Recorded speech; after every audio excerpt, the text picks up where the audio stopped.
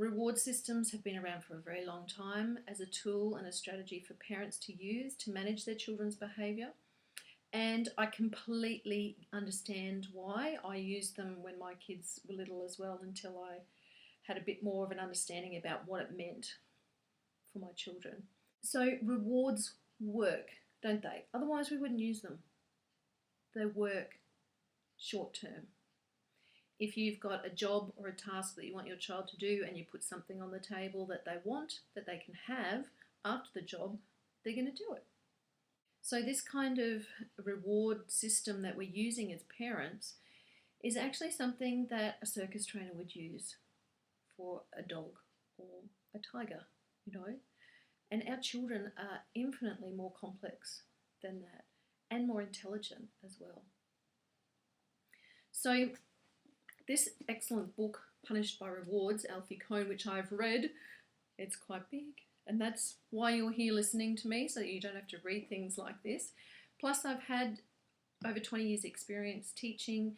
I've got my own children who are 10 and 12, and my partner has his children who I'm interacting with as well. So I've had quite a lot of experience with dealing with children, and I'm still learning.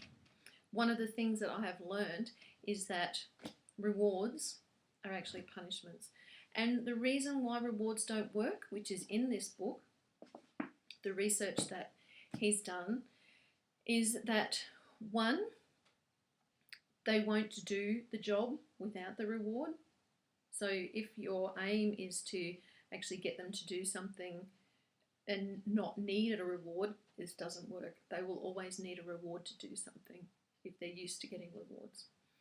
The second thing is that the reward needs to get bigger and better as they get older and as they get used to doing those jobs.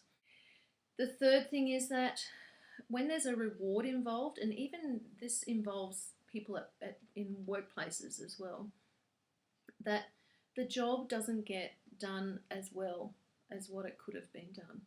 The other thing that I looked at was that, what do I really want for my child? And this is what I cover in my Heroic Parenting program as well.